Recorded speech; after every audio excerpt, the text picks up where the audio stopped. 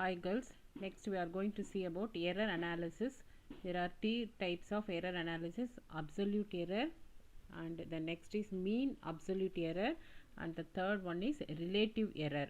So how we are going to find out these errors that we shall see now. Absolute error means there will be difference between true value and measured value. So the difference between the true value and the measured value of a quantity is called absolute error, and you take a1, a2, a3 are the measured values, and here the how can you find out mean for that? So suppose if we take am is equal, suppose if there are n number of quantities, add all the quantities and you divide that by n. That is, this is very simple. When you do experiments, if you take 5 readings, when you find out arithmetic mean, you have to add all the 5 readings and divide that by 5. Suppose if you want to find out an average of 40 students mark, what will you do? You will add all the marks of 40 students and you divide it by 40. Similarly, you have to add all the terms and divide that by n, or it can be written as in summation form. am means arithmetic mean, which is given by 1 by n summation I is equal to 1 to n ai, and here I can be substituted from 1 to n. So this is absolute error. And when you see here, what is delta a1? Delta a1 means delta error. Delta refers to error. So delta a1 is equal to am minus a1. Delta a2 is equal to am minus a2. That is the measured value, and that is arithmetic mean minus the original value. So you have to subtract the values from the arithmetic mean. So you will get delta an is equal to am minus an. What is mean absolute error? You have to add all these errors and divide that by the total number. Suppose if we take this delta am, usually I told you delta is nothing but error. So delta am is you have to add all the errors and divide it by n. So this is mean absolute error, means you have to add the errors alone, not the quantities, and this is called mean absolute error. So here 1 by n can be taken outside. Sigma I is equal to 1 to n delta ai. Remember again girls, here you are adding just the errors, not the quantities. So here add all the errors and divide it by the number of terms. Next, what is relative error? Relative error is mean absolute error divided by mean value. So delta am means you are having the error in arithmetic mean, that is delta am, divided by am is the actual value, that is mean value. So how can you define relative error? The ratio of the mean absolute error to the mean value is called relative error. You can also call it as fractional error. And next, when you see here, one example is given. So here relative error expresses how large absolute error is compared to the total size of the object measured. That you can understand with a simple example. Here the driver is driving, and here the speedometer shows the reading 60 km per hour, but the actual value is 62. So when you subtract this, the difference is 2 km per hour. How can you find out the relative error now? This 2 divided by 60. 2 is the difference and 60 is the speedometer reading. So you have to divide this and you get the value as 0.033. This is called a relative error. Just you are dividing the difference divided by the meter reading, speedometer reading. So this is the method to find out relative error. And what is percentage error? This is very simple. Just you take the relative error, multiply by 100%, then you will get percentage error. So percentage error is delta am by am into 100%. Here delta am is nothing but the error in the arithmetic mean divided by arithmetic mean into 100%. So here you can take, it is always necessary to understand whether error is due to impression of equipment used or a mistake in the experimentation. So here whether the equipment is making mistake or we are making the mistake, that is the main thing. So we have to differentiate that and we have to calculate the error. That's all girls. Hi girls, good morning everyone. Today we are going to see about propagation of errors That is, we are going to see how the errors multiply or divide or add in a particular measurement. So we are using different types of instruments. So you see the third line, different types of instruments might have been used for taking readings. Suppose you have two quantities, pressure and volume. We will, for pressure we will use one type of instrument, and for volume we will take another type of instrument, and each instrument will have a particular type of error, and those errors how we should what should we do to get the final result, that we are going to see now. So there are different rules in that. The error in the final result depends on the errors in the individual measurements. Suppose you take pressure and volume, some error may be in pressure and some error may be in volume. These two errors in individual instruments should be taken into account. And what type of mathematical operations should be performed. For example, either you can add, subtract, multiply or divide. So the type of mathematical operation should be finalized. So we should know the rules to combine the errors. And here first we shall see about the error in sum of the two quantities. So suppose if you add two quantities A and B, how we are going to calculate the final result. Here the A is given by A plus or minus delta A. Here delta A and delta B are nothing but absolute errors. And so for B, B plus or minus delta B, that is either the error can be added or subtracted depending upon the situation. So here the sum is Z is equal to A plus B. Now the error is given by Z plus or minus delta Z is equal to, you have to add both the quantities A plus or minus delta A plus B plus or minus delta B. Then the quantities can be separated out, A plus B plus or minus the errors delta A plus delta B. And instead of A plus B you can substitute Z and cancel Z on both the sides. So you will get delta Z is equal to delta A plus delta B. That is, the error in the resultant quantity is the sum of the errors due to the individual quantities. That is the main statement. So if there are two quantities, the errors in the two quantities must be added. So here this is a statement.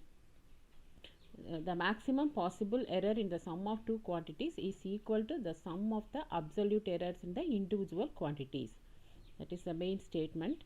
And next we are going to see about error in the difference of two quantities. That is, we have to subtract two quantities and what happened to the errors in that.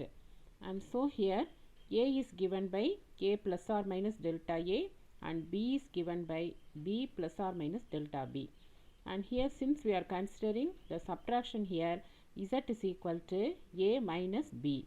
Now as usual, Z plus or minus delta Z is equal to A plus or minus delta A. You have to subtract, so put negative sign here, and next you take A minus B in one side, so plus or minus delta A plus delta B. So A minus B you can substitute Z and cancel Z on both the sides. So you get delta Z is equal to delta A plus delta B. So here also the same equation you are getting, that is the errors whether it is addition or subtraction, the errors should be added, that you should know. So the maximum error in the difference of two quantities is equal to the sum of the absolute errors in the individual quantities. So you are having same statement for both addition and for subtraction. And next we are going to see about error in the product of two quantities.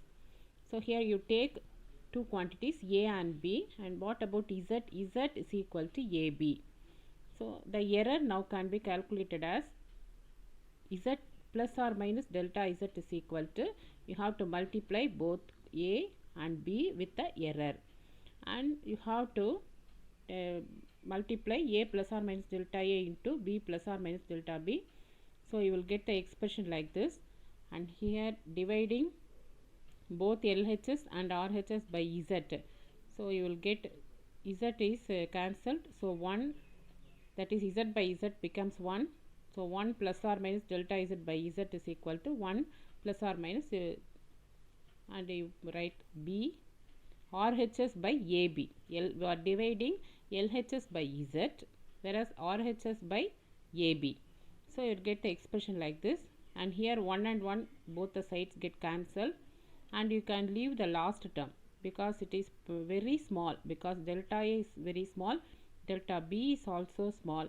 So you can cancel the last statement, the last term. So you will get now delta Z by Z is equal to plus or minus delta A by A plus delta B by B.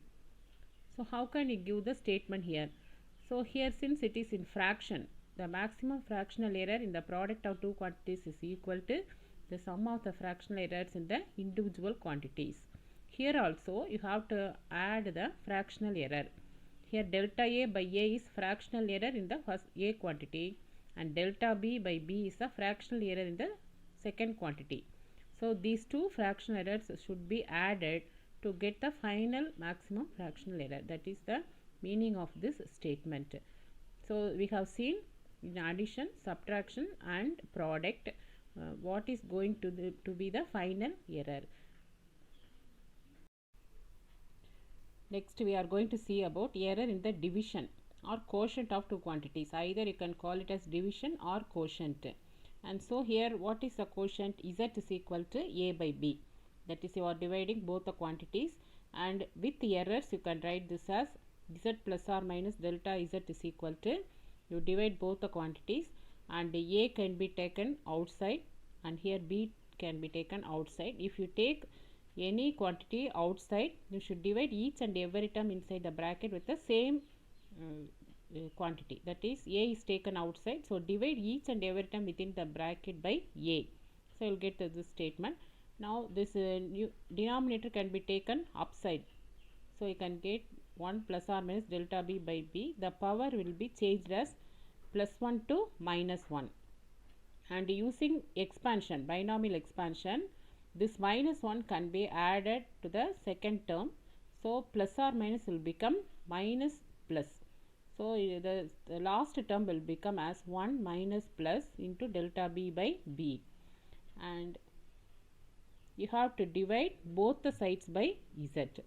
So you will get 1 plus or minus delta Z by Z, and Z get cancelled on both the sides. You will get the expression like this, and here multiply these two quantities on the right hand side, and you can leave the last term because since the errors are very small, their multiplication cannot be taken, that can be neglected. So you neglect the last term. And what is delta Z by Z? Now that is given by delta A by A plus delta B by B, and so here dividing, that is, you are cancelling 1 on both the sides. So here also the fractional error delta Z by Z is the resultant fractional error, which is given by the sum of the individual fractional error, the same statement as you have seen in the multiplication. So the maximum fractional error in the quotient means division of two quantities is equal to the sum of their individual fractional errors. So this thing, there is some alternative method given in the last appendix, but you can study this alone. Error in the power of a quantity. So here Z is equal to A power n. How we are going to find out the error in the power? And here what is Z plus or minus delta Z? A plus or minus delta A the whole power n. Now A power n can be taken outside. When you take A outside, n will also come along with A. So A power n is equal to 1 plus or minus delta A by A the whole power n. And so here A power n is nothing but Z. And so, and here you have to divide the left hand and right hand side by Z. So you will get 1 plus or minus delta Z by Z is equal to 1 plus or minus n into delta A by A. Here the power is added with the second term. The power is multiplied with the second term according to binomial expression, and you can leave the other terms, that is other terms in that expression. and cancel 1 on both the sides. So delta z by z is equal to n into delta a by a. So this is in the case of power. So here how can you give the statement for this? The fractional error in the nth power of a quantity is n times the fractional error in that quantity. That is, you have to multiply the how many times to the fractional error. So that is one general rule given here. Z is equal to some term is given here, a power p, b power q, c power r. So here the powers are p, q, r, and just when you find out the error, delta z by z is equal to p into delta a by a plus q into delta b by b plus r into delta c by c. So how can you calculate the percentage error? The percentage error, just you multiply each and every term by 100, then you will get the percentage error. So that's all, girls. Next we are going to see about significant figures. When you take so many terms, how many terms are very meaningful, that we should consider.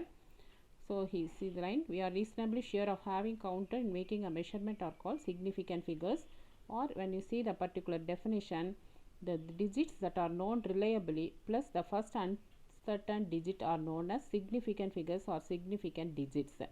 So you have two types. One is reliable, that is very important digit, and the other is uncertain. Uncertain means that is not so important, but together with the reliable plus one uncertain digit, you are that is known as significant figures. This is important definition.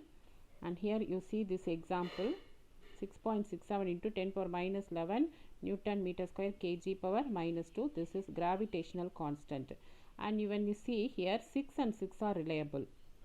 6.67, that those two digits are reliable and certain. Certain means very important, while the digit 7 is uncertain. So together two, one reliable and the other is also reliable. The third one is not reliable, that is uncertain. They together called as three significant figures, that is three important figures that should be considered.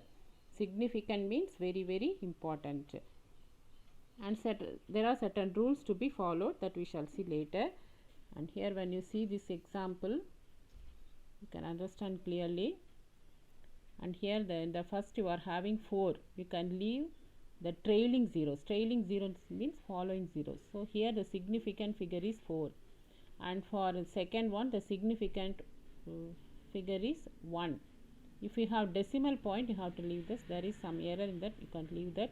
And for the third 1, and for fourth you are having 5. So if you have decimal point, that 0 should be taken into account. And for the fifth one 3, and for the sixth one 4, because the preceding zeros can be neglected. So we are having 6032. Next, rounding off. Rounding off means you have to cut down many figures if the result contain so many figures. So you see the second line, the result given by a calculator has too many figures. So some figures you can neglect, so that we can say it as rounding off. You see, the result of calculation with the numbers counting more than one uncertain digit should be rounded off. And lower classes you have seen this about, you can see this rounding off. And next you can see here there are so many examples given, 18.35 up to 3 digits. So you can write the answer as 18.4, because since 5 the preceding digit can be raised by 1. Similarly 19.4 and 101.6, and similarly up to 3 digits mean 248,337. It should be rounded off to 3 digits. So you can write 248, the other can be left. And 12.653 up to 3 digits means 12.7, because the succeeding digit is 5. So the preceding digit can be raised by 1, because after 6 you are having 5. So 12.7. So in this way you can round off, and there are certain rules that we shall see now. So rules for counting the significant figures. All non-zero digits are significant. When you see here 1, 3, 4, 2, here there are 4 digits, they are non-zero. So all the non-zero digits should be taken into account. And here next rule, all zeros between two non-zero digits are significant. When you take this 2008, the zero in between the non-zero digits should also be taken. And here the next is all zeros to the right of a non-zero digit but to the left of a decimal point are significant. And here you are having 5 significant figures. So the last you are having the decimal point. So to the left side you are having 2 zeros, that should also be taken into account. And the number without a decimal point, the terminal or trailing zeros are not significant. When you see here, the first one 30,700 has 3 significant figures because you can leave the trailing zeros. But suppose if it is taken from measurement, that should be significant. You see the all zeros are significant if they come from a measurement. So measurement, through measurement, if you get the 5 digits like this, that all the trailing zeros should be taken. And here if the number is less than 1, the zeros on the right of the decimal point but to the left of the first non-zero digit are not significant. When you see this example, here 3, 4, 5 and you are having to the left of 3 you are having the non-zeros. These zeros should not be taken. So 3, 4, 5 should be alone should be taken. So it has 3 significant figures. Whereas here you are having decimal point. If you have decimal point, you have to consider the zeros also. So here 40.00 has 4 significant figures. The next example you are having 5 significant figures because the other 0 to the left of 3 should be left. Whereas here all the significant figures are only 3, whether it is centimeter, meter or any unit. The significant figures will remain the same. So if the readings are come from a measurement, you have to take whether it is centimeter or meter or any unit, you have to take the significant figures alone. So these are the rules to be followed. You see, the number of significant figures does not depend on the system of units used. So you can use any system of unit. So the number of significant figures is independent of the system of units used. So these are the rules to be followed while counting the significant figures. Next we shall see about rules for rounding off, and if we see the example you can clear idea. 7.32 is rounded off to 7.3 because 2 is less than 5, and similarly 8.94 is rounded off to 8.9. Here when you take 17.26, here the last digit is 6, it is greater than 5, so 17.3. 11.89 means 7.9. Similarly 7.352 it is rounded to 7.4. 18.159 it is rounded to the 18.2. Similarly 3.45 here it is rounded to 3.4. The reason is you should find out what is the preceding digit. Here before 5 you are having even number. So if you have even number you can simply drop off 5. Whereas if you have odd number you have to raise it by 5. So 8.250, here also the preceding digit to 5 is 2, which is a even number. So you can just simply leave 5, you should not raise it to 1. Whereas if you see 3.35, here the preceding digit to 5 is 3, which is odd number. So you have to raise it to 1, so 3.4. Similarly 8.350, this should be rounded to 8.4. So the main thing is you should find out what is the preceding digit to 5. Suppose if it is even, you simply leave 5. Suppose if that is odd, you have to raise it by 1. So this is the main rule that should be followed. You see, if the digit to be dropped is 5, the 5 followed by zeros, then the preceding digit is not changed if it is even. So the preceding digit should not be changed. But 5 is followed by zeros and the digit dropped is 5, the preceding digit is raised by 1 if it is odd. So you have to see whether it is even or odd. That is the main thing. So through example, first you read the example and then you read the rule. That will be easy to you. So these points you can understand. If the digit to be dropped is smaller than 5, then the preceding digit should be left unchanged. If it is greater than 5, the preceding digit should be increased by 1. So these are very simple rules, and by seeing the example you can write the rules, and the examples you can give any numbers, you shouldn't by heart that, you can give any numbers, just the rules are important. Next we are going to see about arithmetical operations with the significant figures. In addition and subtraction, the final result should retain as many decimal places as there are in the number with the smallest number of decimal places. That is very very important. Smallest number of decimal places. Then when you see the example, you can understand the statement. You have three numbers to be added. 3.1, the other is 1.780, the third one is 2.046. You add these numbers as usual. And how can you round off? And you see the data. In the data, 3.1 is having least number of significant figures. So the result should contain that only. So result should be 6.9. So you see the given data. In this given data, which is the least, which is having least significant figure, 3.1. So the result should also contain two significant figures. So this should contain 7.9.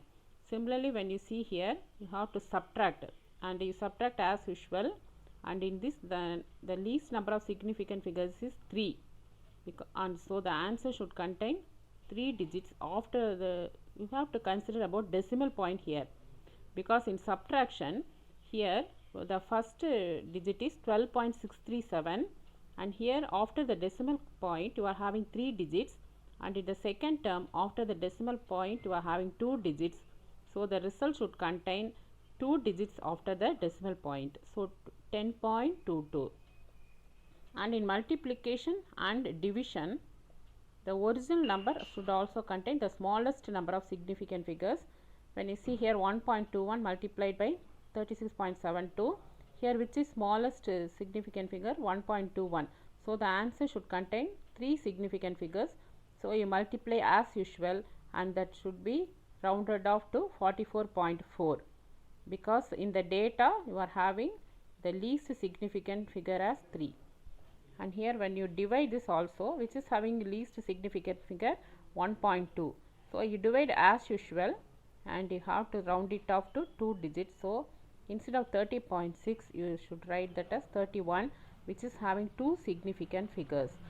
So see the data, and in the data which is having least significant figure, that you round it off, and the result should contain the same number of significant figures. So that's all girls. Hope you understand.